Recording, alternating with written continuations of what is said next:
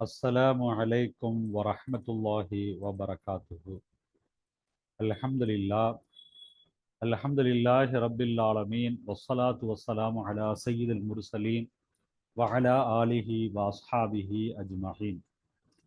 அருமையானவர்களே, அல்லாஹுடைய அளப்பெரும் கிருபையினால் ஃபிக்ஹ் சுன்னா நூலில் 89வது பாடத்தை நாம் பார்த்து கொண்டிருக்கிறோம். வல்லோன் அல்லாஹ் நிறைவான ஈமானை, இஹ்லாஸை, இறை எச்சத்தை, ஹில்மை, நற்குணங்களை நம் எல்லோருக்கும் அல்லாஹ் தந்தருள்வானாக. 89வது பாடமாகிய இன்றைய பாடத்தில் நாம் பார்க்க இருக்கின்ற விஷயம் என்னவென்று சொன்னால் தர்மம். தர்மம் என்றால் அரபியிலே சதகா என்று சொல்வார்கள். நாம் இந்த நூலிலே, ஃபிக்ஹ் சுன்னா நூலிலே ஜகாத்தை பற்றி பார்த்தோம். அடுத்து இரண்டாவதாக ஜகாத்துல் ஃபித்ர் குறித்து பார்த்தோம். மூன்றாவதாக இந்த ஜகாத்துல் ஃபித்ர் அல்லாது வேறு என்னென்ன விஷயங்கள் எல்லாம் இந்த பொருளாதார சம்பந்தப்பட்டு கடமைகள் இருக்கின்றன என்பது குறித்தும் பார்த்துவிட்டோம். 3 விஷயங்களை பார்த்து முடித்துவிட்டு இப்பொழுது நான்காவதாக பொருளாதாரம் சம்பந்தப்பட்ட தர்மம் என்கிற இந்த சதகாவை குறித்து நாம் பார்க்க போகிறோம். சதகாவை குறித்து பார்க்க போகிறோம்.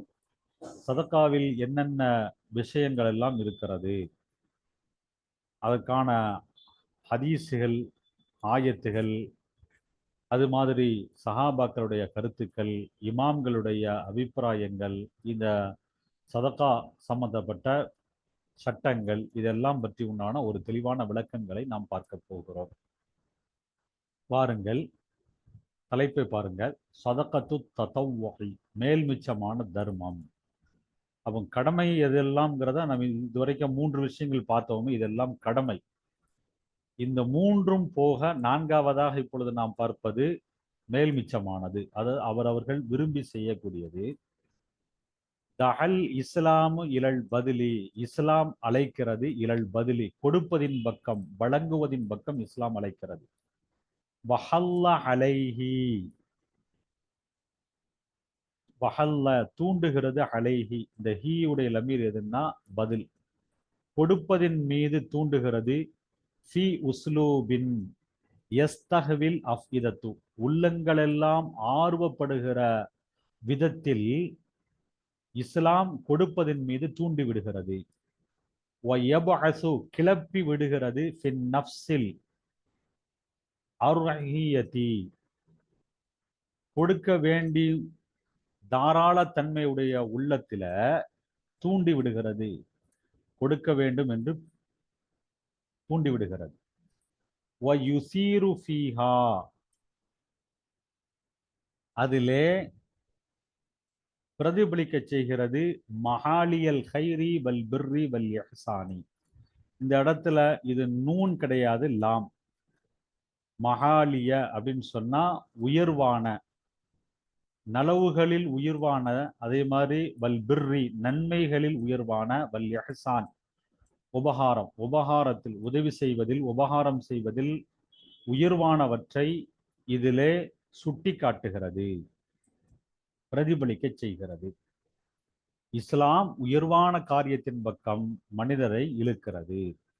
ஒமிம்மா எதுல்லு அலா தாலிக மினல் ஆயாத்தில் கரீமதி, ஒமிம்மா எதுல்லு அலா தாலிக, இதன் மீது அறிவிக்கக்கூடிய ஆதாரங்களிலிருந்து உள்ளவைதான் மினல் ஆயாத்தில் கரீமதி, வரக்கூடிய சங்கையான ஆயத்துகள். முதல்ல இஸ்லாம் எந்த அளவிற்கு தர்மத்தை தூண்டுகிறது, உள்ளங்களை அதன்பால் ஈர்க்கிறது, உயர்வான காரியத்தின் பக்கம், நன்மை செய்வது, நலவு செய்வது, உபகாரம் செய்வது போன்ற உயர்வான காரியங்களின் பக்கம் இஸ்லாம் எப்படியெல்லாம் மனிதனை அழைக்கிறது என்பதை பின்னால் வரக்கூடிய வசனங்கள் ஆதாரங்களாக அமைகின்றன. நம்பர் 1, அல்லாஹு தாலா, அல்லாஹு தாலா சொன்னார், மசலுள்ளதீன யுன்ஃபிகூன அம்வாலஹும் ஃபீ சபீலில்லாஹி, மசல் உதாரணம், அல்லதீன சிலருக்கு, யுன்ஃபிகூன அம்வாலஹும் தங்களுடைய பொருளாதாரங்களை எல்லாம் செலவு செய்கிறார்களே அவர்களுக்கு உதாரணம்.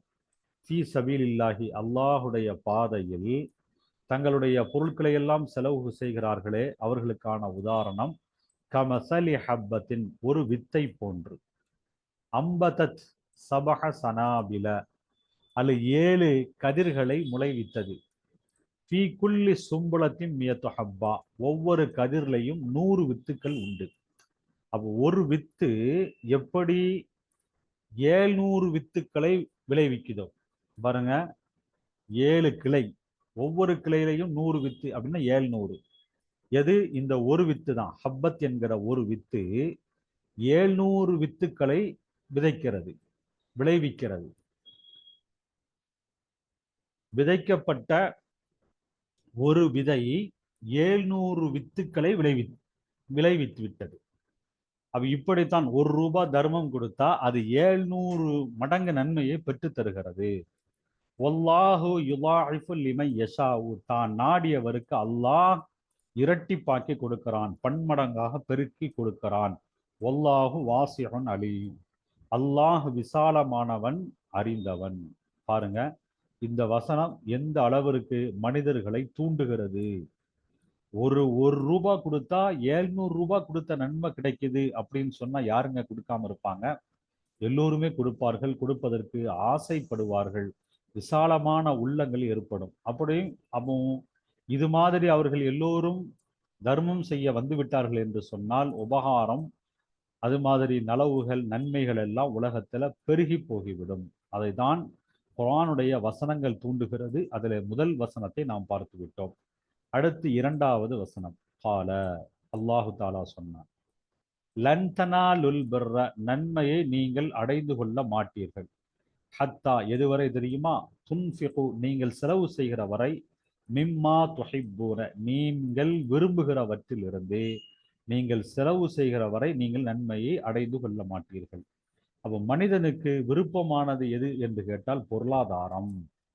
பொருளாதாரத்துல சில மனிதருக்கு வாகனம் பிரியமானதாக இருக்கும், சில பேருக்கு நகை, சில பேருக்கு இடம், சில பேருக்கு உடை, இப்படி ஒவ்வொருவர்களுக்கும் ஒவ்வொன்று பிரியமானதாக இருக்கும். இப்படி யார் யாருக்கு எதெல்லாம் பிரியமானதாக இருக்கிறதோ அதிலிருந்து செலவு செய்யணும், அதனை செலவு செய்யணும். அதை செலவு செய்கிற வரை எந்த ஒரு நலவையும் அடைந்து கொள்ள முடியாது.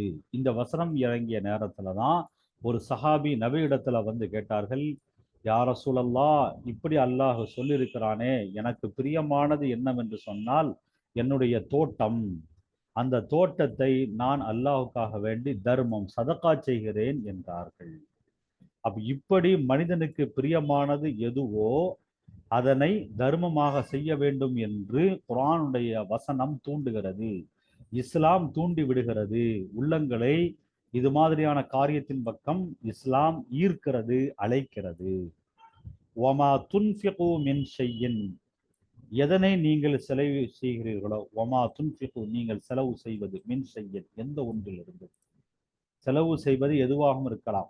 உணவுகள், பேரீச்சம்பழங்கள், ரொட்டி, சாப்பாடு, இது மாதிரியாக சமைக்கப்பட்ட உணவுகள், அல்லது சமைக்க தேவையில்லாத உணவுகள், அல்லது சமைக்க வேண்டிய உணவுகள், இப்படி உணவுகள் எதை வழங்கினாலும், பொருட்களாக வழங்கினாலும், எதுவாக இருந்தாலும், ஃபைன்னல்லாஹ பிஹி அலீமுன், நிச்சயமாக அல்லாஹு தாலா அதனை அறிகிறான்.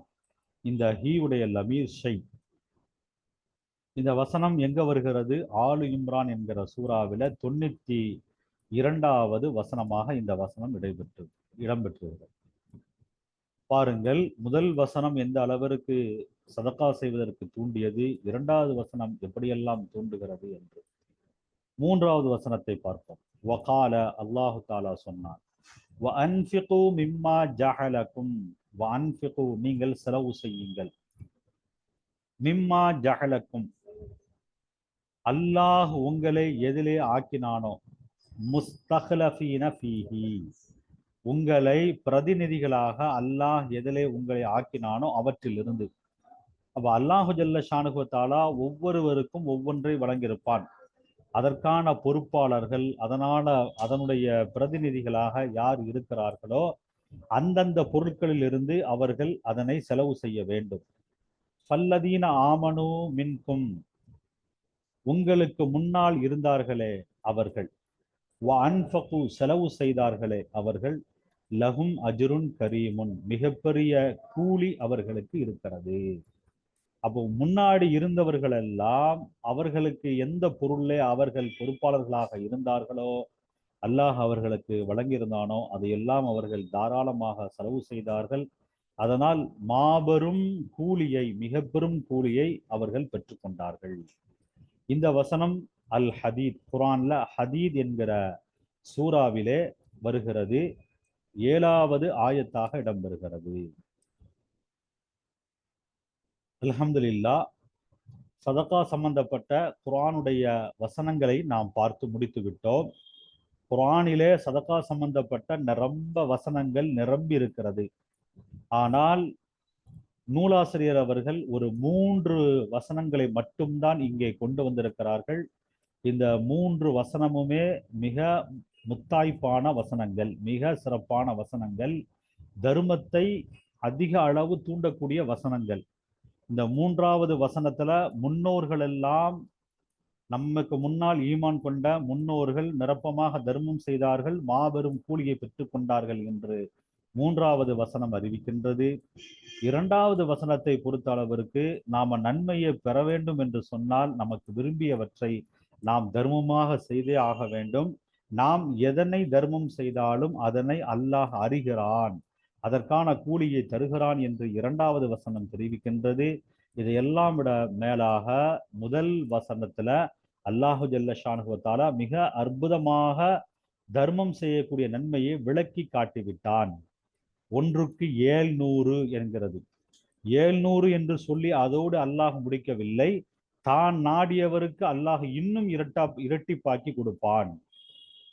1க்கு 10, 10க்கு 100, 100க்கு 700, இப்படி 700ஐ விட அதிகமாக ₹1 கொடுத்தா ₹1000 கொடுத்த நன்மை கூட கிடைக்க முடியும்.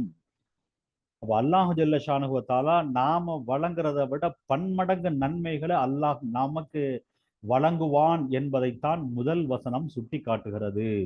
இதெல்லாம் விட போக அடுத்து ஹதீசுகளில் இருந்து ஆதாரங்களை, சான்றுகளை, தர்மத்தை தூண்டக்கூடிய ஹதீசுகளை எல்லாம் நூலாசிரியர் கொண்டு வருகிறார்கள். வாருங்கள் அதனை பார்ப்போம். ஒமிம்மா எதுல்லு அலைஹி மின சுன்னத்தின் நபவியதி, ஒமிம்மா எதுல்லு அறிவிக்கக்கூடியது, அலைஹி தர்மத்தின் மீது, செலவு செய்வதின் மீது அறிவிக்கக்கூடிய, மின சுன்னத்தின் நபவியா நபி ஸல்லல்லாஹு அலைஹி வஸல்லம் அவர்களினுடைய வழிமுறையாக அவர்களுடைய ஹதீஸ்களில் இருந்து உள்ள செய்திகள் இப்பொழுது அடுத்து வருகின்றன.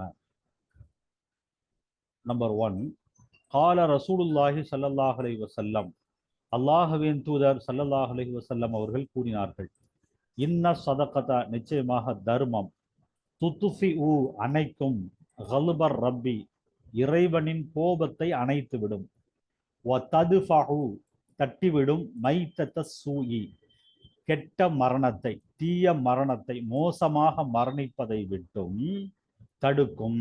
தர்மத்திற்கு அவ்வளவு பவரை அல்லாஹ் கொடுத்திருக்கிறான். ஒரு மனிதன் அவனுடைய செய்கையினால் அவனுடைய இறைவன் கோபப்பட்டிருந்தான் என்றால் அந்த கோபத்தை அவன் அணைக்க வேண்டும் என்றால் அது தர்மத்தின் மூலம் செய்ய முடியும். அது மாதிரி 2வது என்ன அப்படின்னு கேட்டா, கெட்ட மரணத்திலிருந்து பாதுகாப்பு பெற வேண்டும் என்றாலும் அதற்கு தர்மம் மனிதன் செய்ய வேண்டும். தர்மத்திற்கான பவர் இவ்வளவு இருக்கும் பொழுது யார்தான் தர்மம் செய்யாமல் இருப்பார்கள்? ரவாஹு திருமிதியு, இந்த ஹதீஸை இமாம் திருமிதி அவர்கள் அறிவிக்கிறார்கள்.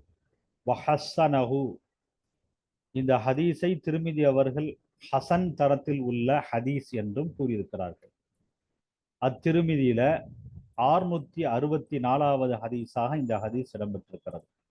இப்னு ஹிப்பான், இமாம் இப்னு ஹிப்பான் அவர்களும் இந்த ஹதீஸை கொண்டு வந்திருக்கிறார்கள். தங்களுடைய நூல்ல 3309வது ஹதீஸாக இந்த ஹதீஸை இடம்பெற செய்திருக்கிறார்கள். அடுத்து நாம இந்த 2வது ஹதீஸை பார்க்க போகிறோம். நம்பர் 2, ஒருவிய கதாலிக்க, இவ்வாறு அறிவிப்பு செய்யப்பட்டிருக்கிறது. மேலே சொன்ன மாதிரியே இந்த ஹதீஸ்லையும் அறிவிப்பு செய்யப்பட்டிருக்கிறது. அன்ன ரசூலுல்லாஹி ஸல்லல்லாஹு அலைஹி வஸல்லம் கால, நபி ஸல்லல்லாஹு அலைஹி வஸல்லம் அவர்கள் கூறினார்கள், உங்களுக்கு எல்லா ஹதீஸையுமே உங்களுக்கு கதாலிக்க என்பதோடு கொண்டு வரப்படாது. ஆனால் இந்த இடத்துல கதாலிக்க என்று வந்திருக்கிறது. காரணம் என்ன அப்படின்னு சொன்னா, மேலுள்ள கருத்தையே பின்னால் வரக்கூடிய இந்த ஹதீஸும் முதல் ஹதீஸையே இரண்டாம் ஹதீஸ் தருகிற காரணத்தினால் உங்களுக்கு கதாலிக்க என்கிற வார்த்தை பயன்படுத்தப்பட்டிருக்கிறது. கால ரசூலுல்லாஹி ஸல்லல்லாஹு அலைஹி வஸல்லம் அவர்கள் கூறினார்கள், இன்ன சதகத்தல் முஸ்லிமி, ஒரு நிச்சயமாக முஸ்லிமனுடைய தர்மம் என்பது, ஒரு முஸ்லிமனுடைய தர்மம் துசீது ஃபில் உமுரி, வாழ்க்கையில் வயதில் அதிகமாக்கும், வாழ்நாளை அதிகப்படுத்தி கொடுக்கும். வதம்னஉ மைதத ஸூஇ, கெட்ட மரணத்தை விட்டும் தடுக்கும், கெட்ட மரணத்தை தடுக்கும். நல்ல மரணம்தான் தர்மம் அதிகமாக செய்யக்கூடியவர்களுக்கு வரும். வயுதுஹிபுல்லாஹு பிஹா, அல்லாஹ் தர்மத்தின் மூலம் போக்கி விடுகிறான் அல் கிபர, பெருமையை போக்கி விடுகிறான். வல் ஃபஹ்ர, ஆணவத்தையும் நீக்கி விடுகிறான். ஒரு மனிதனிடத்துல பெருமை இருந்தது என்று சொன்னால் அந்த மனிதன் சொர்க்கம் புக முடியாது. பெருமை இல்லாத மனிதர் மட்டுமே சொர்க்கத்திற்கு உள்ள போக முடியும். அந்த பெருமையை போக்க வேண்டும் என்றால் என்ன செய்யணும் அப்படின்னு கேட்டா தர்மம் செய்யணும். அந்த தர்மத்தின் மூலமாகத்தான் மனிதனுக்கு பெருமை என்பது நீங்கும், அல்லாஹ் நீக்குகிறான் என்பதையும் இந்த ஹதீஸ்ல கூடுதலாக சொல்லப்பட்ட செய்தி. முதல்ல உள்ள ஹதீஸ்ல உள்ள கருத்தை பாருங்க, ததுஃபஉ மைத்தத ஸூ அப்படிங்கிறது இங்கே அதே கருத்து இங்க வந்திருக்கிறது. அதனாலதான் கதாலிக்க என்கிற வார்த்தையை கொண்டு வந்தார்கள். முதல் ஹதீஸ்ல உள்ள செய்தி என்ன அப்படின்னு சொன்னா, தர்மம் செய்வதன் மூலமாக இறைவனுடைய கோபம் அணைக்கப்படும், கெட்ட மரணம் தவிர்க்கப்படும். அதே கெட்ட மரணம் என்பது இங்கே சொல்லப்பட்டிருந்தாலும் முதல் உள்ள ஹதீஸ்ல இல்லாத கருத்து என்ன அப்படின்னு சொன்னா, வாழ்நாளை அதிகப்படுத்தும், இது மூன்றாவது. நாலாவது பெருமையை நீக்கும். அப்ப தர்மத்தின் மூலமாக மனிதன் 4 விதமான நன்மைகளை அடைந்து கொள்கிறான். இவ்வளவு பயன்பாடுகள் இருக்கும் பொழுது, பிரயோஜனம் இருக்கும் பொழுது, தர்மம் செய்யாமல் யாராவது இருப்பார்களா? அத்தபரானி ஃபில் கபீர், இமாம் தபரானி அவர்கள் தங்களுடைய முஹஜமுல் கபீர் என்கிற நூல்ல 17வது பாகத்துல 22 மற்றும் 23வது பக்கத்துல 31வது ஹதீஸாக இந்த ஹதீஸை கொண்டு வந்திருக்கிறார்கள். வதக்கரஹுல் ஹைசமி ஃபில் மஜ்மா, இமாம் ஹைசமி ரஹ்மஹுல்லா அவர்கள் தங்களுடைய மஜ்மா என்கிற நூல்ல இந்த ஹதீஸை சொல்லியிருக்கிறாங்க.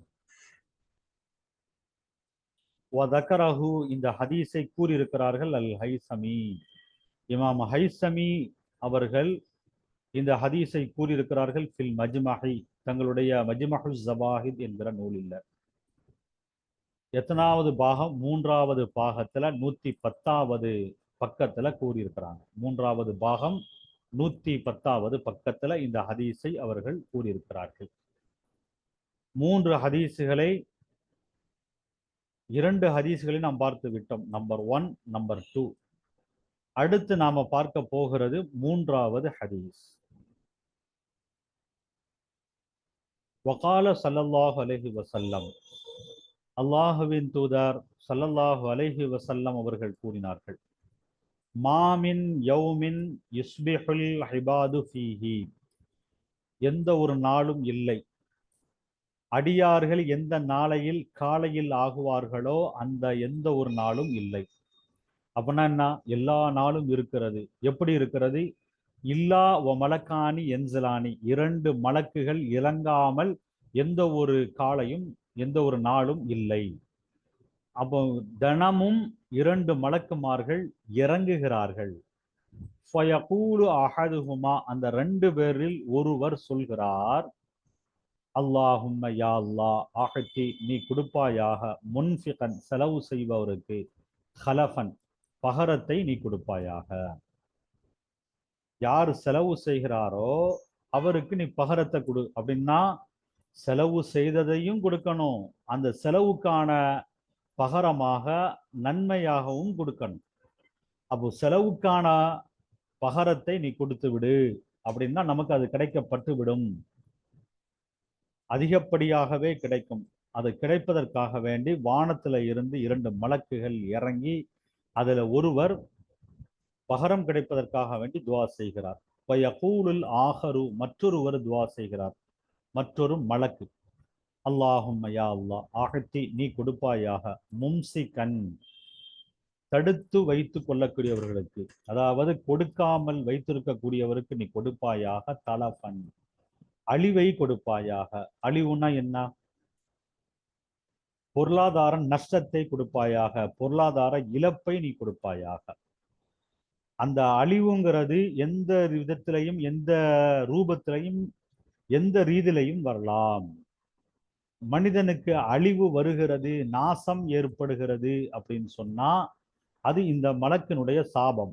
ஒரு 2 மலக்கு இறங்குறாங்க, அதுல ஒரு மலக்கு நல்ல துவா செய்கிறார், இன்னொரு மலக்கர் சாபம் விடுகிறார்.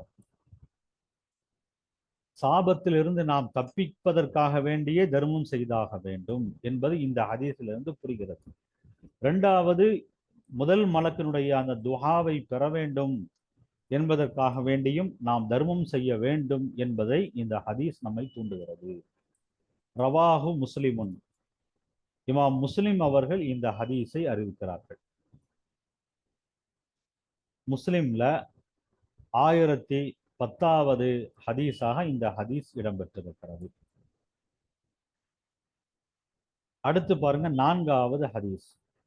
வகால ஸல்லல்லாஹு அலைஹி வஸல்லம், அல்லாஹ்வின் தூதர் ஸல்லல்லாஹு அலைஹி வஸல்லம் கூறினார்கள், ஸனாயுல் மஹரூஃபி, நற்காரியங்களை செய்வது என்பது தகி பாதுகாக்கும், மசாரிஹ ஸூஹி, கெட்ட ஆபத்துகளை பாதுகாக்கும், கெட்ட ஆபத்துகளிலிருந்து நற்காரியங்கள் பாதுகாக்கும். பஸ் சதகத்து ஹஃபியன், மறைமுகமாக செய்யப்படுகிற தர்மம், துத்ஃபிஉ கல்பர் ரப்பி, ரப்பினுடைய கோபத்தை அணைக்கும். வசிலத்துர் ரஹ்மி, உறவுகளை சேர்ந்திருப்பது, துசீது ஃபில் உம்ரி, வாழ்நாளிலே அதிகப்படுத்தி கொடுக்கும், அதிகமான வாழ்நாளை உறவுகளோடு சேர்ந்திருப்பது ஏற்படுத்தி கொடுக்கும். வகுல்லு மஹரூஃபின், ஒவ்வொரு நன்மையும் சதகத்தும் தர்மமாகும்.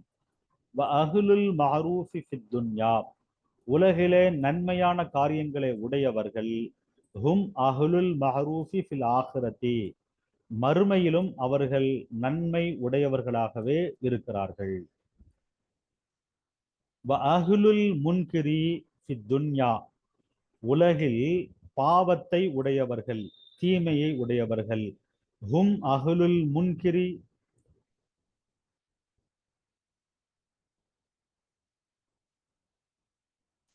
ஹும் அஹ்லுல் முன்கரி ஃபில் ஆஹிரதி, மறுமையில் பாவத்தை உடையவர்களாகவே அவர்கள் இருக்கிறார்கள். வ அஹ்லுல் முன்கரி ஃபித் துன்யா, உலகத்துல பாவம் செய்யக்கூடியவர்கள், பாவத்தை உடையவர்கள், ஹும் அஹ்லுல் முன்கரி ஃபில் ஆஹிரதி, மறுமையிலையும் பாவத்தை உடையவர்களாகவே இருக்கிறார்கள். வ அவ்வலு மை யதுகுலுல் ஜன்னத, சுவனத்தில் நுழைபவர்களில் முதன்மையானவர்கள், அஹ்லுல் மஹரூஃபி, நன்மை உடையவர்கள். 4வது ஹதீஸ பாருங்க.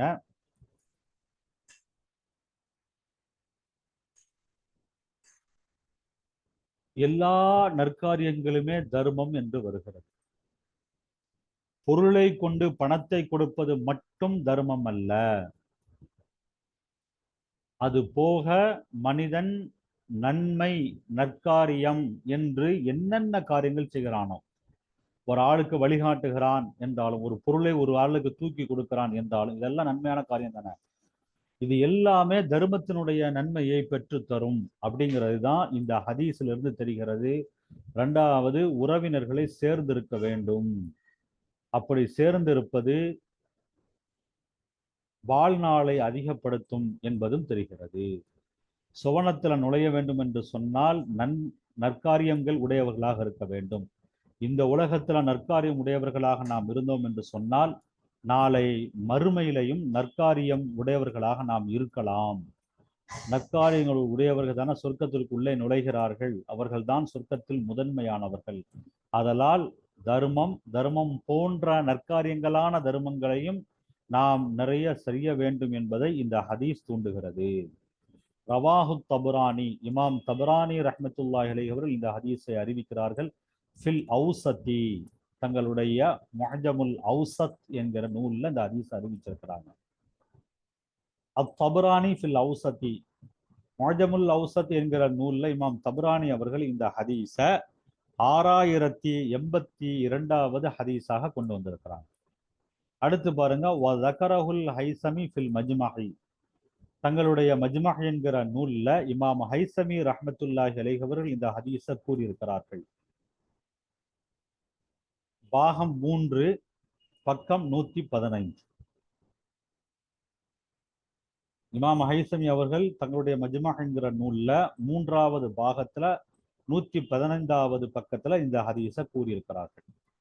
வசகத்த அலைஹி அல் முந்திரி, இமாம் முந்திரி அவர்கள் இந்த ஹதீஸின் மீது வாய்புத்தி இருக்கிறார்கள், அமைதியாக இருக்கிறார்கள். அப்படின்னா என்ன அர்த்தம் அப்படின்னு சொன்னா, இமாம் முந்திரி அவர்கள் இந்த ஹதீஸனுடைய அறிவிப்பாளர்கள் குறித்து எந்த ஒரு குறையும் சொல்லவில்லை. குறை இருப்பின் அந்த குறையை அவர்கள் கூறியிருப்பார்கள். அவர்கள் எதுவும் சொல்லாமல் அமைதி காக்கிறார்கள் என்றால் மௌனம் சம்மதத்திற்கு அறிகுறி, இந்த ஹதீஸை ஏற்கலாம் என்பதுதான் அவர்களுடைய அமைதிக்கான காரணம். அல்ஹம்துலில்லாஹ். ஜகாத்துல் ஃபித்ர், அது மாதிரி ஜகாத் அல்லாத வேறு கடமைகள் எல்லாவற்றையும் பார்த்து முடித்துவிட்டு இந்த பாடத்துல மேல் மிச்சமான சதகா தர்மத்தை குறித்து நாம் பார்த்தோம். இந்த தர்மத்துல குர்ஆன் வசனங்களாக ஒரு 3 வசனங்களை நூலாசிரியர் கொண்டு வந்திருந்தார். அதனை தொடர்ந்து 4 ஹதீஸுகளை கொண்டு வந்திருக்கிறார். அப்போ அல்லாஹ் ரசூலினுடைய சொற்களாக 7 சொற்களை கொண்டு வந்து அவை எப்படி தர்மம் செய்ய தூண்டுகின்றன என்பதை நூலாசிரியர் நமக்கு இந்த பாடத்திலே நமக்கு விரிவாக விளக்கி தந்து விட்டார். அல்ஹம்துலில்லாஹ். அடுத்து நாம் தர்மத்தினுடைய வகைகளை அடுத்த பாடத்திலே பார்க்க இருக்கின்றோம். அதுவரை உங்களிடமிருந்து விடைபெறுகிறோம். அஸ்ஸலாமு அலைக்கும் வரஹ்மத்துல்லாஹி வபரகாத்துஹு.